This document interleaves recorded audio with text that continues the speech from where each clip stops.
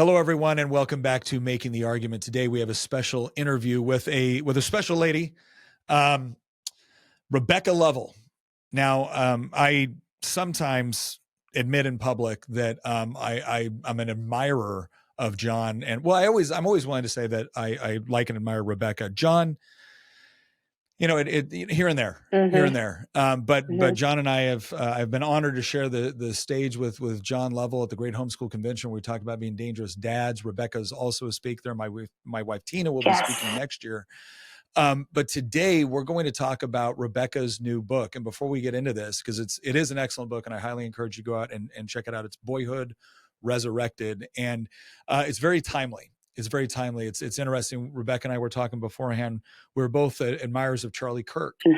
And Charlie was someone that understood that, if you want to save the country, you don't just vote harder, right? We need to restore faith in God. We need to restore the faith in the family. And a lot of that comes with undoing a lot of the damage that has been done to boys. And that's where it starts. It starts with young boys. And that's what Rebekah talks about. But Rebekah, before we get into that, I got to give you when John called me up and said, when he said, Nick, would you be willing to read Rebekah's book and perhaps maybe do a blurb on it? I said, yeah, I will. Okay.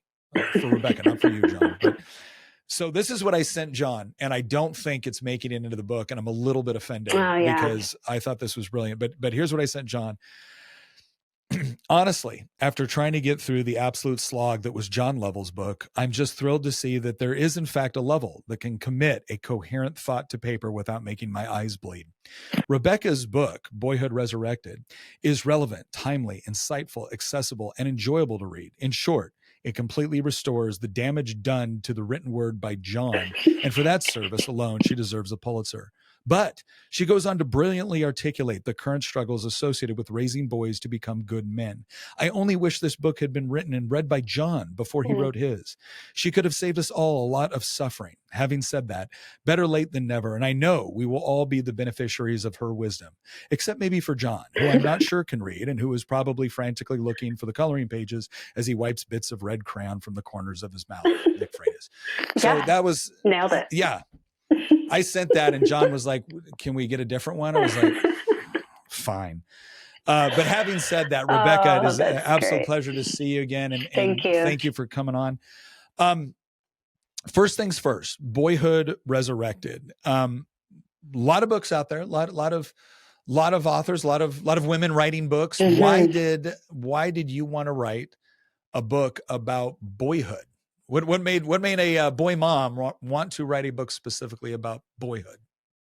Yeah, like you said, it is a very timely issue in our culture today. I think masculinity as a whole is downplayed, and especially, news headlines talking about toxic masculinity. And that goes all the way down to our little boys.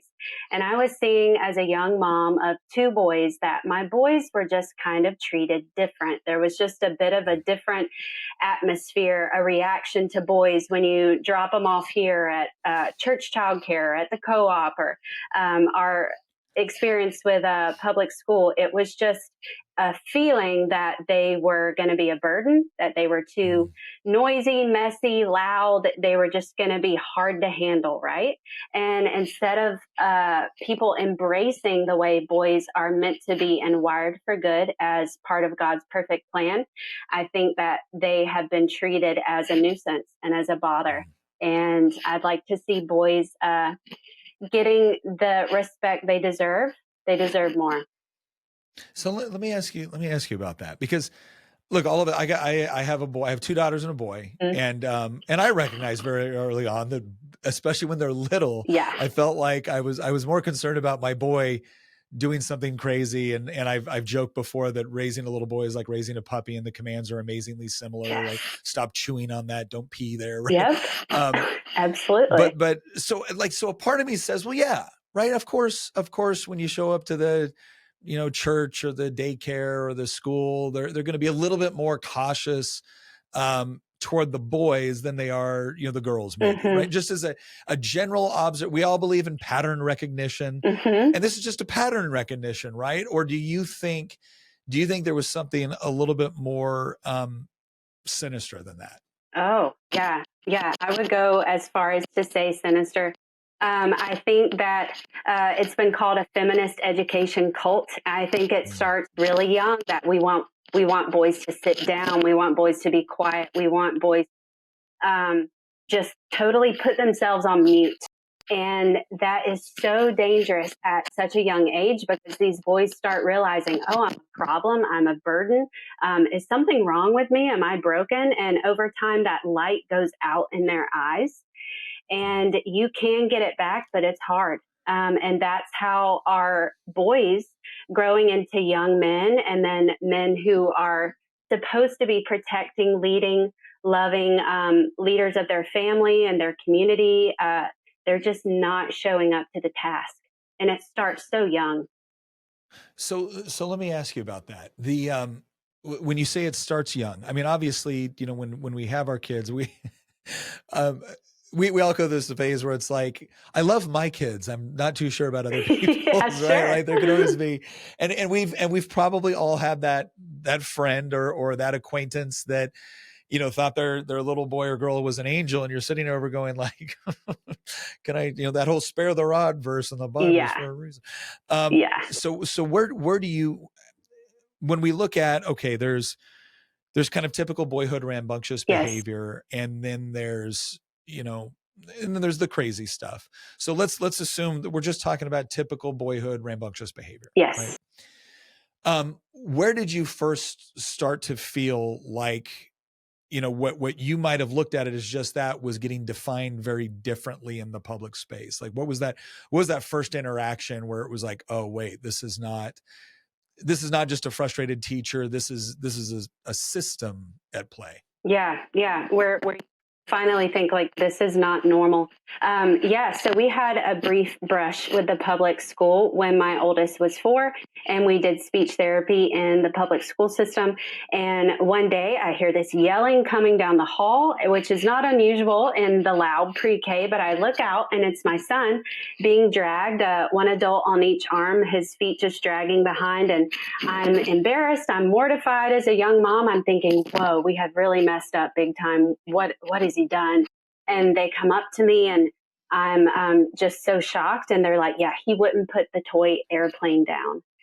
And I just knew at that moment, like, this is not normal. You could have brought the airplane with him. I would have gotten it from him. I'm just, how are we going about handling these things? Later, John and I are in a meeting, like a status update with the speech therapist. So if I could just stop you real quick there, because I want to ask about this.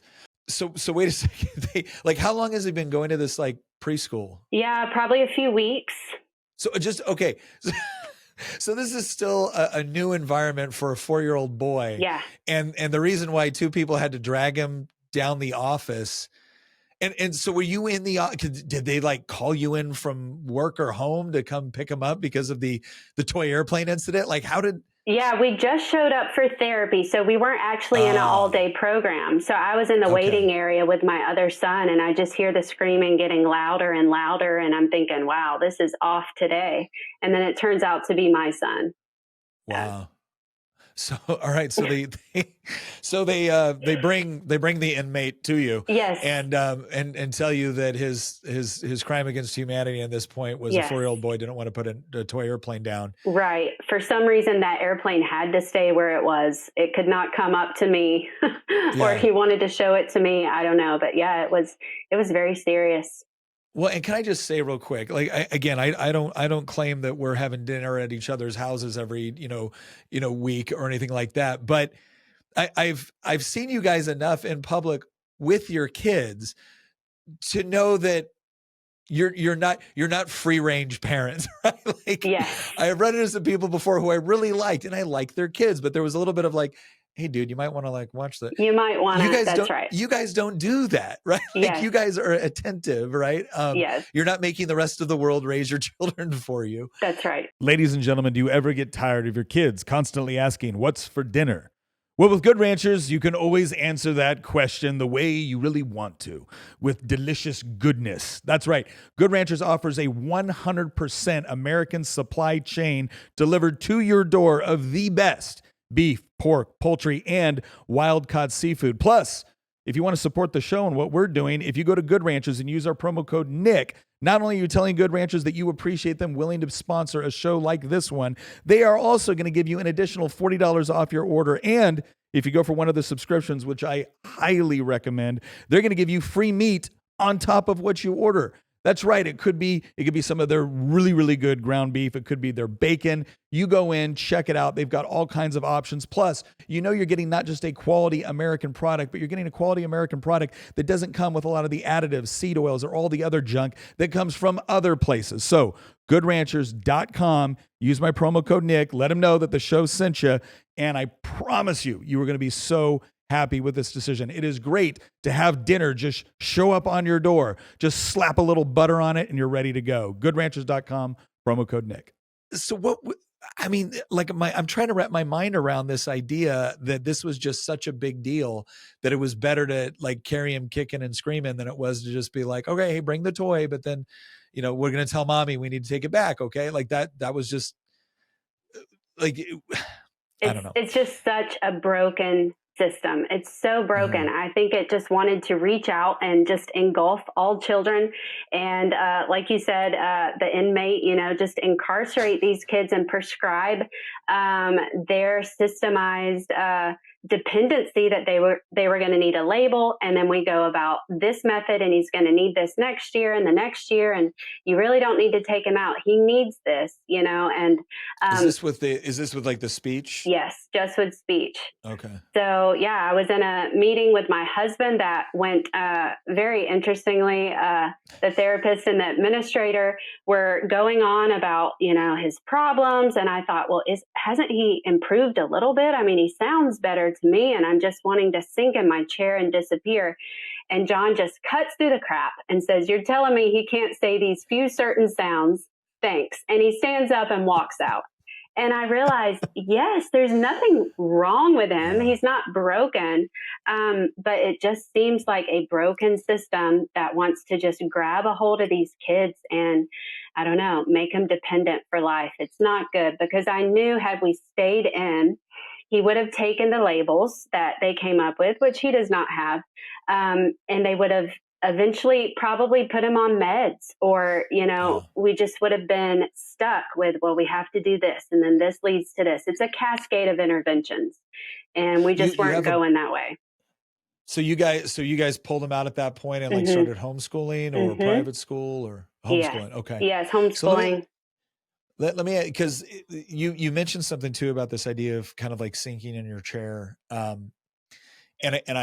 The reason why that resonated with me is I remember when Tina and I started a homeschool, it wasn't part of some grand plan. It was out of necessity. I was leaving the military. We didn't know where we were going to end up.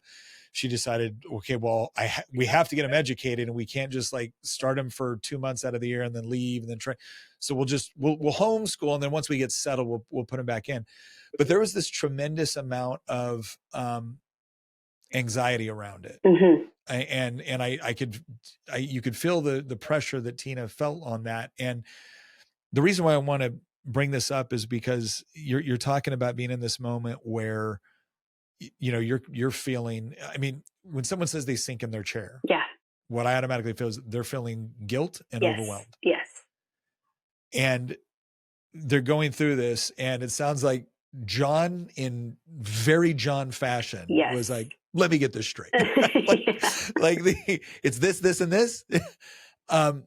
In that moment when John's like, okay, we're leaving, did you feel like relief? Did you feel like what was kind of going through your mind when John was like, utter relief, we're not doing this. Just absolute relief, because what they were saying and what we were seeing was not adding up. I mean, I just still don't get it. That it's just a system that wants to make you dependent on what they offer in a way that your son is just dependent on the whole program for years on end. And we just weren't buying it. Now, we had no idea what to do after that. I asked around, I researched. I mean, we had some panic of, well, what are we going to do? I don't know, but it's not this. I was raised in public school. John was public and some private. But we figured it out. We just went from there. And, even over the years, we still had some environments that were kind of soul crushing for boys, hours of worksheets at a co-op. And I'm talked to about my other son is a problem. Well, he's 5 and he can't sit there for hours doing worksheets, or it just all comes down to, what does your son need? What do you feel convicted that they know they need? And we need to be ready to be advocates to make that change. You got to choose your heart, right? Choose your heart of whatever educational environment you're going to put your son in. There's going to be hard things. You've got to be willing to fight for your son when you know something is just not right. You mentioned something in your book, and it stuck with me, because as I read through, I was like, ooh, I felt that. I know Tina's felt that. Mm-hmm. And you said that you felt that it was like a power play. Mm-hmm. Like when you were having these discussions about what's best for your child's education, or even their health in relation to education, or things like speech, or describe what you mean by that. Like, what do you mean by it felt like a power play was going on between you and the system? Yes. Well, it just felt like a battle against bureaucracy. I know John likes to joke like TSA at the Atlanta airport. I mean, it's just like you just want to die with all the rules and the red tape, and just people don't care. They just have this little bit of power and they want to exert it. That's what it felt like. But over the years, it seems like we have partnered with the pharmaceutical companies medicating boys. We've partnered with these crazy testing requirements for young children. Things are getting more and more academic at such a young age. It just felt like an overall just unnecessary burden on boys. And it's translating into families where the parents are thinking, oh, well, they're the experts. This has to be right. But it's just a whole culture gone wrong that is labeling good masculinity as toxic. And it's not. God has a perfect design for men, and they're wired that way from their youngest years. So let me ask you this. There's, and the reason why I said we felt that too, that concept of the power play, and it really does go back to this idea of public school was, even when a parent knows that public school might not be the best option, it's the option they're least likely, if they can't afford like a high-end private school, which most people can't. Yeah, right? we couldn't at the time. It feels like it's the option you're least likely to be criticized for. Mm-hmm. And I almost feel like there's this combination of kind of fear and incentive, and like the incentive part is, we have all these resources, we have all these degrees, we have all these experts, you can't possibly compete with all of that. And then the other side of it is, and if you try and something goes wrong, it's all on you. Yes. But if we do it, well, then we can just ask for more funding, or we can just blame the system, or we can just, do you think that power play is kind of like both ends of that dynamic? Absolutely. Yeah. And we even, I myself just alone had to go before a board, a committee of about 8 women, I guess, administrators and leaders, and sign off on me just, peace out, I'm leaving. And there was that fear, there was that intimidation. And I have since talked to countless moms at events who have said, look, I had the same experience, and you've given me a little bit of courage to think, okay, it's not my son, it is the system. I think I can get by, and we can help him succeed without this, because it is that power play of, this is our system and this is what we've always done. And your son is broken. He has violated the commandments of XYZ, So it was an intimidating thing to face that and then walk away from it. How bizarre is that too? Like in Virginia, we've got to go through some hoops not as many hoops as I would like, but we don't got to appear before a board, like where it's like, okay, now we will decide whether or not you can educate your own child. Like, what the heck is that? Like, it's like, what? Wait, so if I don't convince the 8 of you who have every incentive to want to keep my child in your institution, I don't get my kid back? Is this I have to hand them over to the state? Like, it's, it's so nuts. you made it. So and this is Georgia, right? This like, is it's Georgia. Not like you live in the People's Republic of California, but this is Georgia. Yeah. So here's a question. So you have gone before the board and been successful. So that's good, right? And now you're you're leaving the institution with all of the experts, and they've warned you. Yeah. They have warned you, Rebekah, like your child needs them. Right. They are the ones that have the solutions to these problems. And because John was like, no, I recognize this is a bad place, and we can do better. But you're still having to figure out what better looks like. Yeah. So let me honestly, how quick did it take to see a noticeable change between leaving that and just doing your best at home with the resources you had? That's good. That's a good question. I'd say within that same next year, I felt like my son was happier. He was more free. You know, he knew he didn't have to go in and do the sessions or go into that environment. I'd say there was an element of fear that probably left him, and we were just figuring out stuff on our own. We were reading a lot. We were playing outside a lot. We were in community with homeschoolers and at church and little soccer league. I mean, it was great. We did not need the system after all. And I had a lot of voices around me, you know, out of love, warning me, hey, what are you doing? Like, I'm not sure you realize what you're doing. This could have serious consequences on his future. And then you've got your younger son right behind him.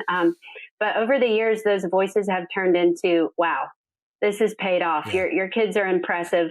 And it's nothing I've done by God's grace, but there's just been, you know, a taking of the reins of responsibility of whatever educational environment your child is in. You have to be responsible. You have to be involved. You have to take action and initiative. And I do always want to say to families listening, it's not out of guilt or shame or judgment. It should come from conviction, right? A good conviction, like, okay, something's off with my son. I got to get to the bottom of this. And you simply just don't stop until they're doing better. That's a great way to put it. Because I know when we started homeschooling, there was a lot of, are we just screwing up our kids for life? And now we've been through that process. My oldest is 22. My middle son is about to turn 20. My youngest daughter is turning 18 this year. She graduated this year. And it turns out they can all read. Yeah. They can all write, do basic mathematics. Yeah. They love God. They hate communism, victory. Yes. Right? That's all we need. Right. So let me ask you this, because I do think that's another important part that you brought up, and that's the idea that we expect this system to defend itself, because whenever you opt to leave, there's a breakup going on, right? And you're not saying it's me, it's not you, it's me. It's like, no, it's you. It is all that's you. Why I'm leaving. It is all you. But then it's when loved ones come in and apply that pressure as well. So let me shift a little bit, because I do think we've kind of hit on some of the issues with, I heard one person explain it this way. She said, you know, it's in public school, it's almost like they punish boys for not being girls. Mm-hmm. Yes.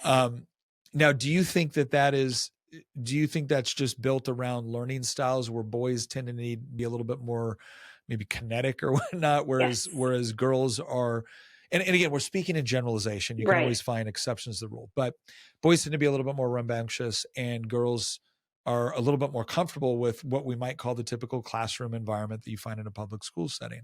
So as you moved them out of that, what did you find? How did you see your boys flourish?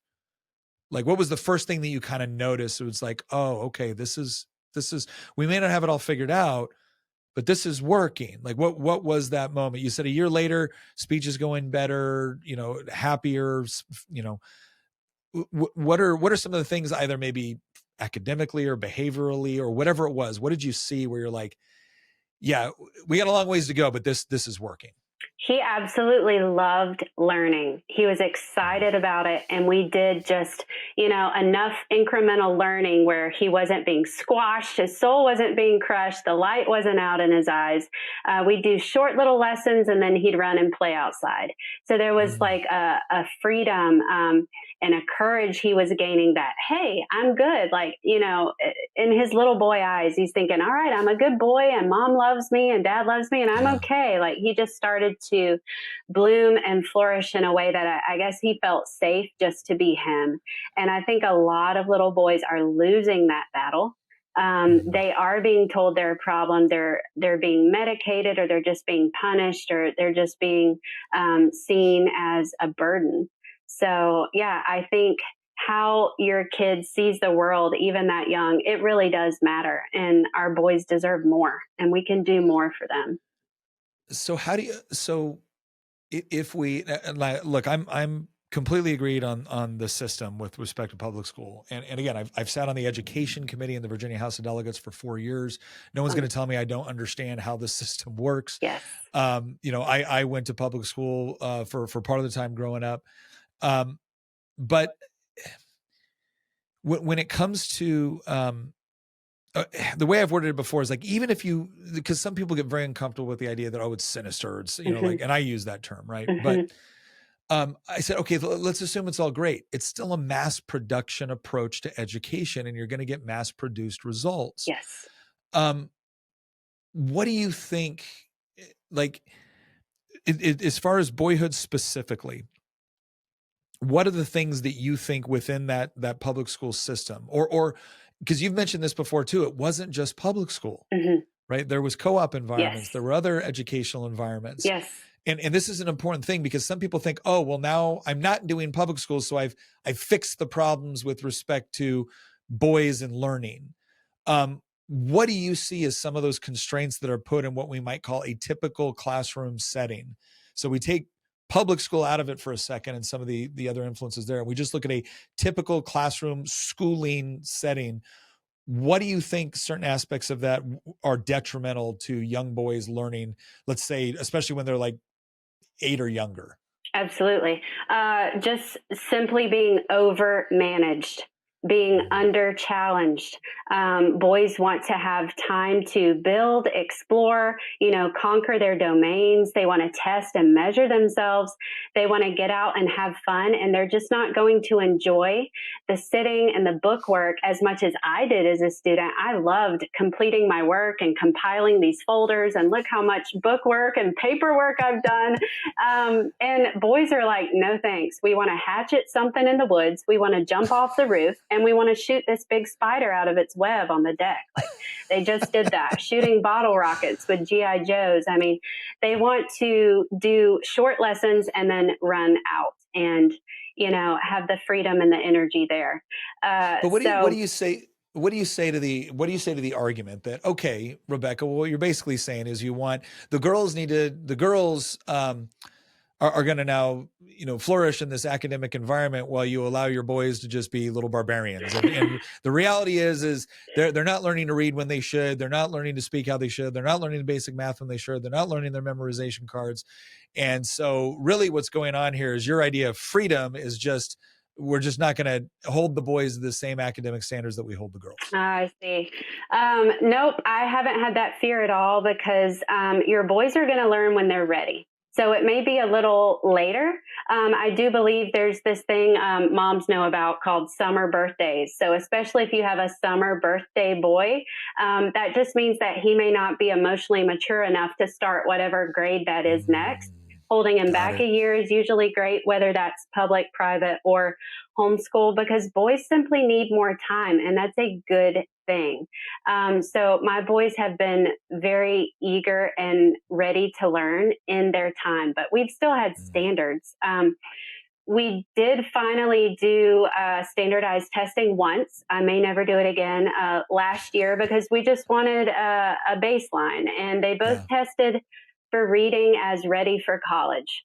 So, and they were 10 and 12. Now, I don't say that to brag. I just say that to say, we're not messing around. We are still learning. We're very focused when we do learn, but it doesn't mean you're a slave to a system. So, we've just made the sacrifices to be able to have a different learning environment for the boys where they can study and focus, and then they can pursue their interests, their sports, their activities, their chores, whatever they're working on. It's not school all day, and we're getting better results, not worse.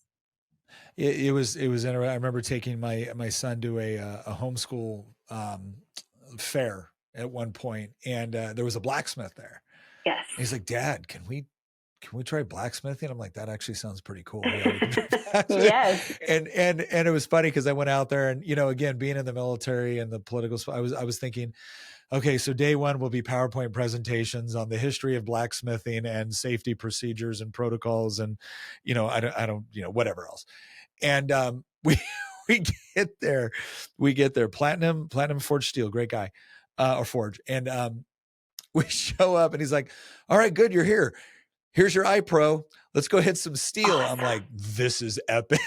And and it's like, he followed the safety stuff and he was very conscientious about all of it and whatnot. But Luke was immediately in there, like, hammering, this is how you do it. Hold it here, be safe here, put on this glove.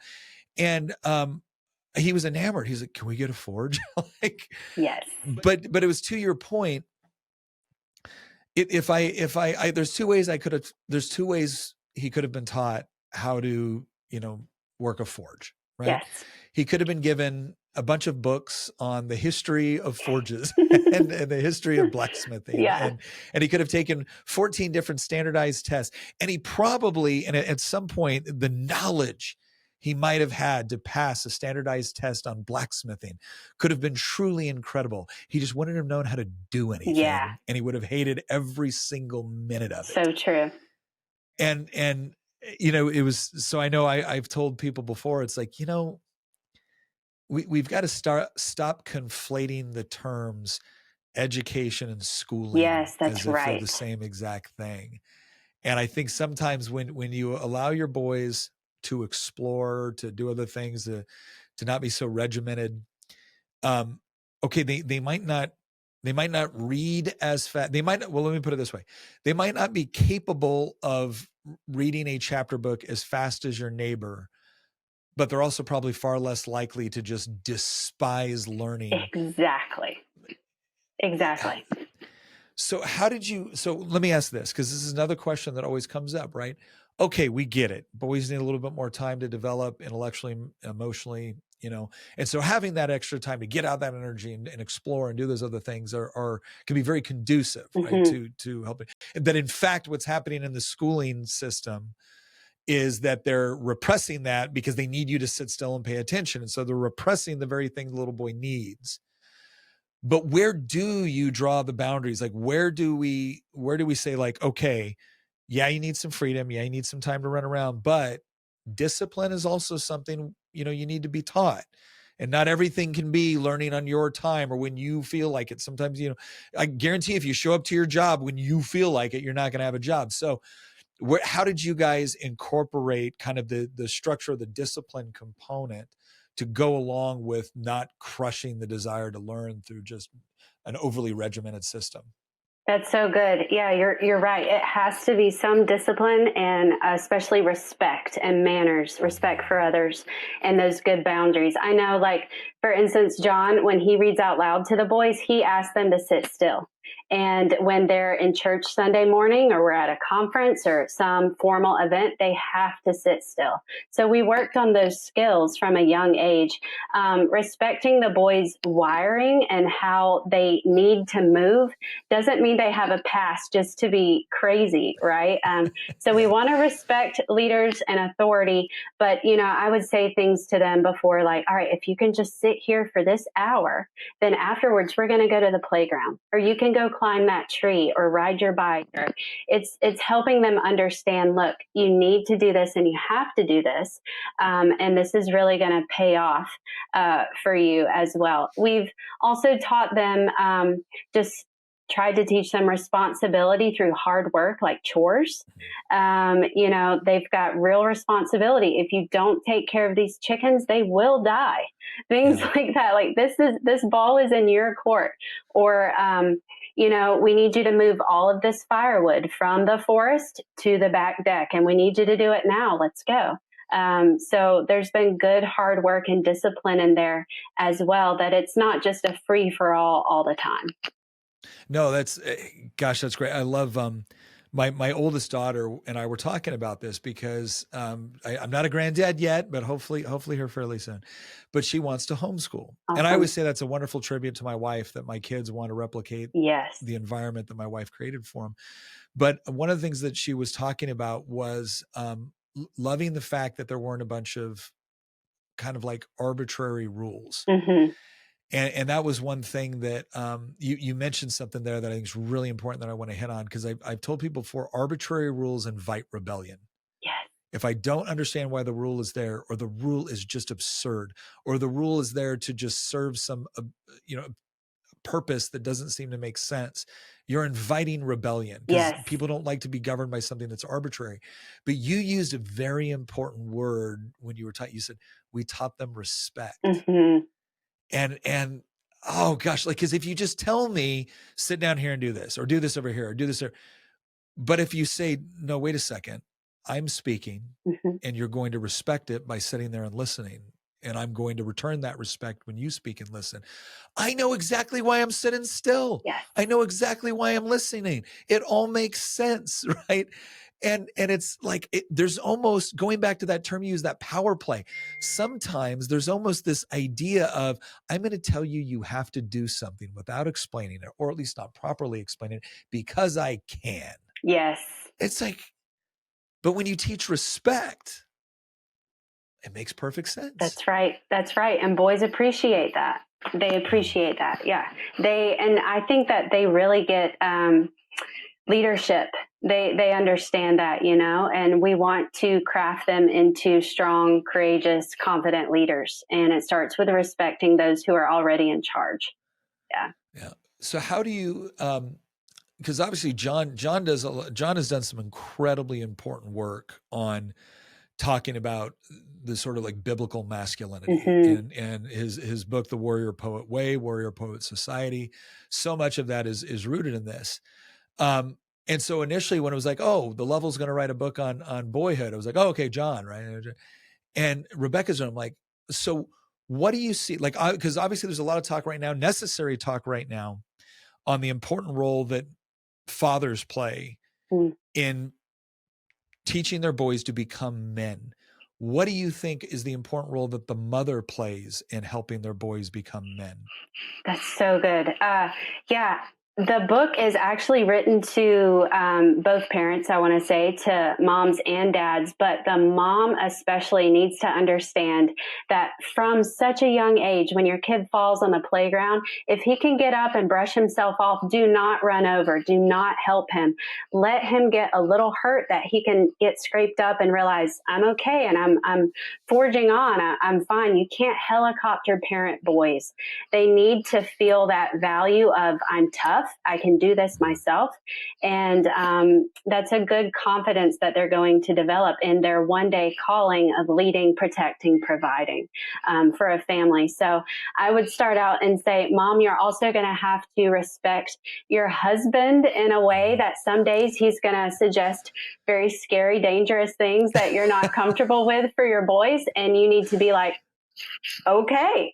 So one day for me, the craziest I've ever had is the front of our house is just one story drop off to the ground. And the kids are like, Dad, can we jump off the roof today? And can we shoot from the roof too?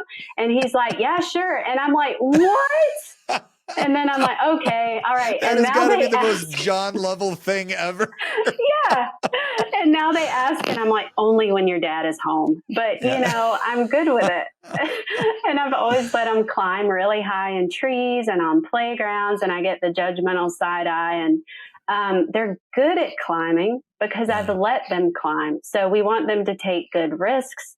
We don't want them to just stand there on a sports team. We've been on sports team where the kids are just standing there and the ball goes past them, and you think, what's happening? And I've even had the parents say, well, my kid their drive is gone. Well, I think that started young. I think it started with you micromanaging them. Don't wrestle. Hey, you're going to poke each other's eye out. It just starts with that micromanaging. They just give up eventually. How much? So let me add, this is something where it seems like more and more studies are confirming what you just said, is that so many people think, oh, they'll grow into it or they'll grow out of it. It's like, no, they're taught. So how, obviously when the baby first comes out, right, they don't do much. They pee, they poop, they sleep, they eat. That's, mission complete. But what age do you think it starts to become important to allow a little bit more exploration, or what you described as like appropriate risk taking? Like, how early do you think that starts in order to be, beneficial? I mean, almost right away. I'd say 1.5, closing in on 2. You want them to be able to walk a little further away from you, play in the mud, play with sticks and rocks, and just explore without them being right under your feet all day. Just that little bit of incremental independence as they can earn it, as is age appropriate. I think Yeah. as soon as they're capable of it. And once they can do something as well, we don't want to take that away from them or overserve them. Like, if they can make their own lunch, they should be making their own lunch. If they can do a Yeah. certain chore, you should stop doing that chore. They should always be doing it. They need that initiative and drive. Yeah, it's yeah, no, gosh, I love hearing this, because and you look at so many of the behavioral issues that people have with young men. Mhm. And it's like, well, yeah, you put them in a classroom and you told them that their whole existence was making sure that they Yes. could do tests. And now when you get out and like, well, they can't do anything. Oh, you mean life is more than these standardized Yes. tests? It's so, all right. So from the time they're little, you're putting those appropriate level, we'll say, responsibilities and risks and playtime and things like that. And it's allowing them to develop that. How old is your oldest boy now? He's 13. 13. So you're into the teenage years. Yeah. So let me say this. I want to get your take, but I also afterwards too, I want to tell you kind of a little bit what my experience was with teenage years. But what have you seen so far? Because everybody will tell you, like, again, all the critics, all the cynics, they're like, okay, fine, wait till they're teenagers. Oh gosh. So now you've got a 13-year-old. How do you see him developing again from, boy to go now into that young man phase, right? Like, how do you see that progressing? That's funny you asked, because just yesterday there were some developments I was really proud of. And the day before as well, the boys were showing me something up on like a rocky, I don't want to say cliff edge. And I was going to get up there, and my oldest is like, watch out, Mom, it's slippery. And he held out his hand and he pulled me up. And I'm like, all right, this is different. And we already knew he's about as strong as me already. But yesterday we had a bunch of kids over. They were playing out in the woods. They love stick fighting. Well, this one girl hurts her ankle, and my oldest comes running back and he's like, she's rolled her ankle. I'm going to go drive out there and get her. So without any instruction from me, he goes and gets the side-by-side, drives it through both gates, up into the woods, rescues her, brings her back. And then I'm like, all right, buddy. And we just took that Warrior Poet medical class. Should you wrap her ankle? Yeah. So all the parents gather around, and then we watch him wrap her ankle. And so I'm like, this is good. Wow. This is really good. Well, and how old was the girl? She's about 9, 8 or 9. Oh, okay. I was going to say, if she's a little older, she's like, my ankle hurts. I know. I was thinking, is that starting as well? Probably. Yeah. Well, but I'll tell you what, though, it is something where when a young boy starts to take on those characteristics of a young man, and they start to actually work that out, there's a response. Yes. Yes.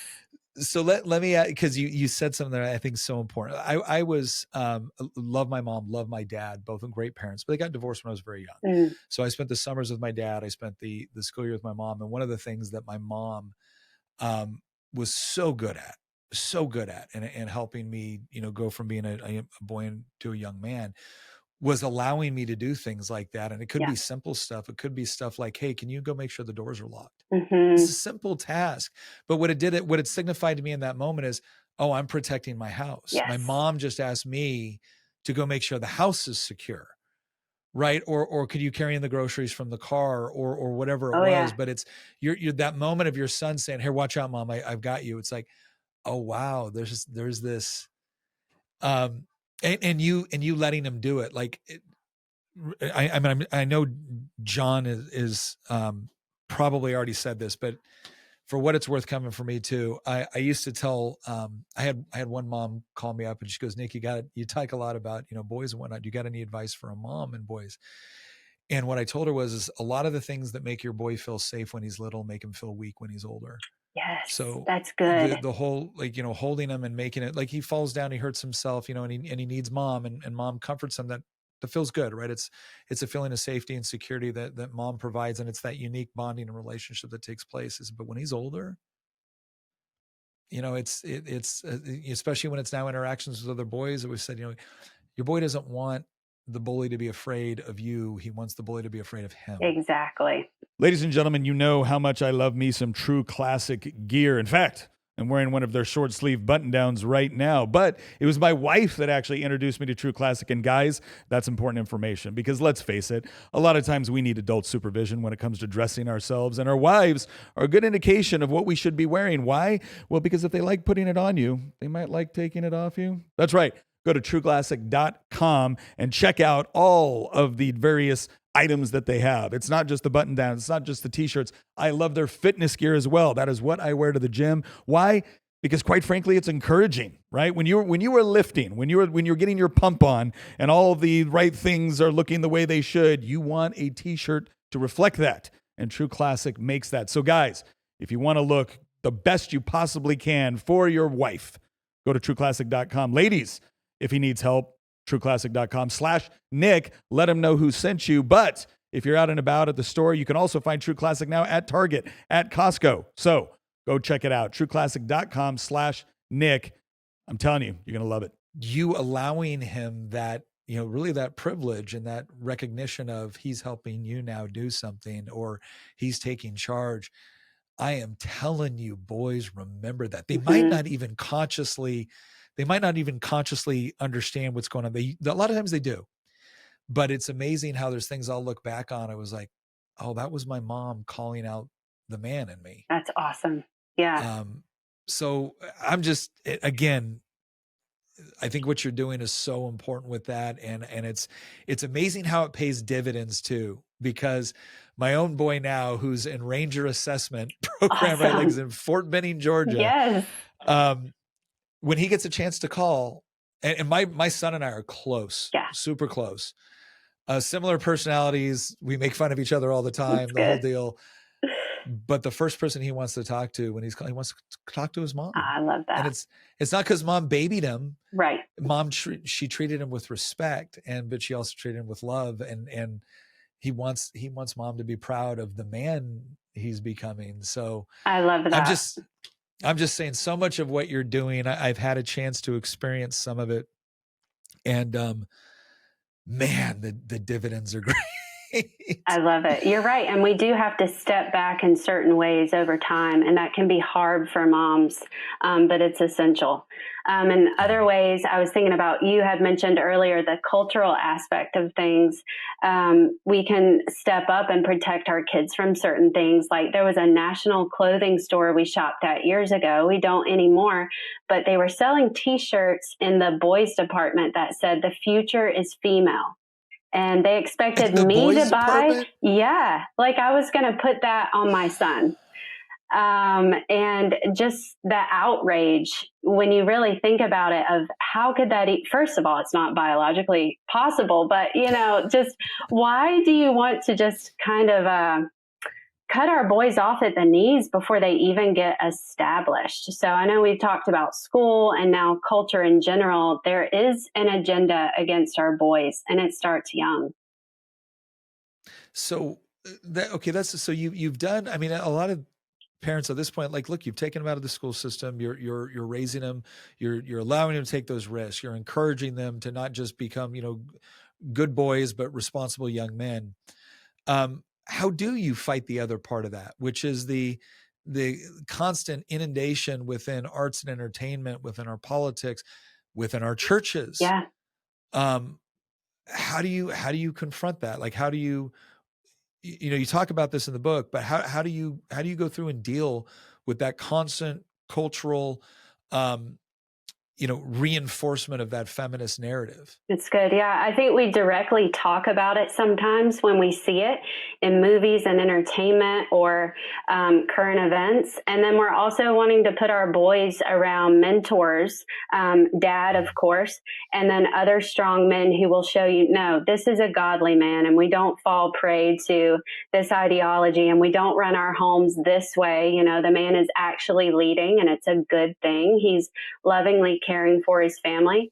And then we also want to inspire the boys. So in a way, you address the culture, I think, directly. And then in some ways, you step back and you show them the ways of old, the inspiring stories, the King David, the Frodo with the ring. Narnia. You show them the heroes of men who risked and were challenged and sacrificed and overcame obstacles. And you inspire that little boy's heart, because Eldridge talks about a boy especially is prone to hero worship. And that can be a good thing in a way that it inspires them to overcome the odds and work harder, and especially not give up. I love one thing, a lot of things, but one thing especially John does with the boys is he tells them, we may not be the biggest, we may not be the strongest, but Lovell boys, we do not give up. We never give up. We work the hardest and the longest. We don't stop. We never quit. That is your superpower. And I like that idea, that mentality for boys. It really goes a long way. I think it's wonderful too that he says Lovell boys. Yeah. Lovell boys don't do this. That's right. Because there is something there about, everybody look, we're all part of a legacy, whether we like it or not. Mm-hmm. The question is, what does the legacy look like and how do we improve upon it? And I think, that act of saying Lovell boys don't do this, when it's a question of something that they shouldn't be doing or they shouldn't be giving up, or Lovell boys do this. Yes. I think that's so important. And I think people miss that sometimes, that extra word in there means a lot to them. Let me ask you this question. Because we're talking a lot about, boyhood and how to help boys become young men, and you speaking about this from the position of a mother raising boys to be young men. What do you think, how can husbands and fathers help their wives and the mothers of their children? How can they help them with this process? Because I know when I found out I was having a little girl, I was equal parts thrilled and terrified. And it was, okay, I understand boys. I kind of understand my wife, right? And I kind of understand my mom. Yeah. But now there's another one. Like, we made one. Yeah. Like, okay, honey. So I was I wanted her opinion and insight. And I wanted her, and there was these amazing points in my daughter's growing up where it would be like, I don't know about this. And she's like, baby, this is okay. And I'll be like, okay, all right, this is okay. All right. Or she would be like, baby, they really need you to go give them a hug right now. Yes. Okay. And then I learned, right? I learned what my daughters needed from me. What do you think husbands can help with in helping their wives understand what their boys need from their mom? That's really good. I think one example that comes to mind is letting your husband coach you on how tough your boys should be. So if it's not just, falling when they're at the playground or as they're getting older, going out with hatchets and machetes and actual guns, it's an idea that, no, he can handle this and we're going to let him do it. And this is good for him, and you're going to see him suffer. He may cry a little bit, but this is good. And of course, he's been right. Every time I thought, oh, this might be their limit, or are you sure we should keep pushing them? But then not only can they meet that challenge, but then they're proud of themselves about it. And they see how much they've done, how far they can go. And another example is I was just never ready for the gory, bloody, violent action movies. I mean, I'm all about it. I've seen them once, but I don't want to see them again. And so I wasn't ready when John's like, there's 7 or 8 and he's ready. And I'm like, are you sure? And so that's been one area of friction we've always had. John's like, yes, they can see this. And I'm like, okay, well, this dude's going to bleed out and he needs triage and this one needs medevac. And they're just, the family split. And But he's been right, and the boys love it. They love it. And so I just get out of the way and I let him raise sons, right? He knows what he's doing, and that's good. Tina and I have had similar conversations. Yes. We're always very, very cautious. We were always very cautious on what we allowed them to watch when it came into things of like a sexual nature. Absolutely. Like, nope, that's totally inappropriate. Yes. This is, but when it came to the war movies and whatnot, and Tina's like, are you like, yeah, no, it'll be fine. It's like, well, and again, we're not watching gore for the sake of gore, right? It's not like watching gory horror movies. Just no. But it was, Saving Private Ryan is pretty ruthless in that storming of Omaha Beach. But yeah, no, it's interesting you say that, because Tina and I have had similar conversations, and I've also been blessed to have a wife that will trust my judgment. Yes. Well, let me ask you this. Well, first of all, can you tell us where can we find the book? On Tuesday, September 16th, it'll be on Amazon. Right now it's available for pre-order from my website, RebekahLovell.com, but it'll be on Amazon in just a few days. Okay, Rebekah Lovell. And that's Rebekah spelled Rebekah. Yes, that's right. Okay, Rebekah with a K. That's right. Had to make it difficult. Had to make it difficult. Had to. Well, let me ask this. I always want to ask whenever someone's talking about a new book coming out or something like that. It's what is, if there was one selling point of this book, whether you're a mom that want to buy this, a dad that want to, if you're just someone that's kind of concerned about the status of boys and masculinity within America, what do you think this book is helping people understand or solve? I think it helps people understand that boys are going to be fundamentally different than girls, than your daughters. There are just basic things that they need that are easy and free and simple to give them. It's just a matter of making it a priority. And we want to meet those needs and honor and value how boys are wired so that they can grow up and meet their full potential. Just see how God's designed them is a very good thing. And it's going to be these men who are leaders, protectors, providers, leading our communities and ultimately our nation one day. So yeah, I hope it's a book that brings courage and encouragement to families. Well, I appreciate, I can tell you, I've had an opportunity to read it, and this is really important. We mentioned this briefly in the beginning that, the Lovell family and we both had a great deal of respect for Charlie Kirk. And one of the things we loved so much was the fact that he emphasized the family so much. And I can tell you right now that there are young men all over the country just begging for masculine leadership. Yes. And they're not always going to get it from a good place. There's a lot of people out there that are offering men answers to the problems that they're facing, whether it be confronting feminism, whether it be professionally, spiritually, emotionally, physically, all of it. And the bottom line is that so much of what we're trying to correct now could have been corrected if we actually understood what little boys need, because that's where it starts. That's right. Trying to correct problems once they're 13, 14, 15, 20, 30. You're asking for a lot of pain and a lot of heartache. And so what Rebekah has done here is, I think, provide not only better cultural understanding of what is going on and what boys are facing, but actually providing some really encouraging insight on how some of the little things you do when they're 3, 4, 5 years old pay huge dividends when they're 13, and now they're off. And now all of a sudden, mom's not picking them up when they fall down. They're reaching back and going, "Watch out, mom, it's slippery. Take my hand." That's right. So, Rebekah Lovell, thank you very much for being with us today. Thank you, Nick. Go check out Boyhood Resurrected on RebekahLovell.com. You can also find it on Amazon. Also, go follow Rebekah on, Rebekah, where can they find you on like social media and things of that nature? Yeah, I'm on Instagram. My handle is Mrs. Poet _actual.